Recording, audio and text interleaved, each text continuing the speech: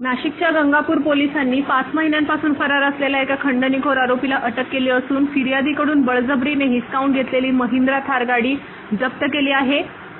चेतन अशोक देशमुख या आरोपीने फिर्यादीकडे 80 लाख रुपयांची खंडणी मागितली होती।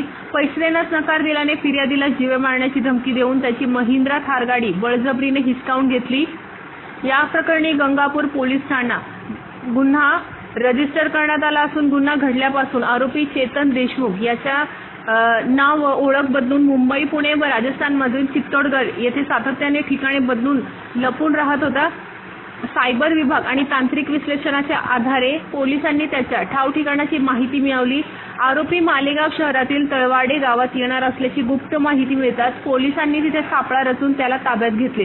त्याच्याकडून चोरीची थार गाडी हस्तगत करण्यात आली आहे व त्याला अटक करण्यात आली आहे। कामगिरी करणारी टीम पोलीस आयुक्त संदीप कर्णिक, पोलीस उपायुक्त मोनिका राऊत आणि सहाय्यक पोलीस आयुक्त सुधाकर सुराडकर यांच्या मार्गदर्शनाखाली वरिष्ठ पोलीस निरीक्षक अशोक शर्माळे, पोलीस निरीक्षक काजल मोरे, पोलीस निरीक्षक तुषार देवरे व त्यांची शोध पथक टीम अंमलदार गिरीश महाले, भागवत तविल, प्रवीण पदाळे, गोरख साळुंके, तुळशीदास चौधरी, सुजित जाधव, तुषार सोनवणे।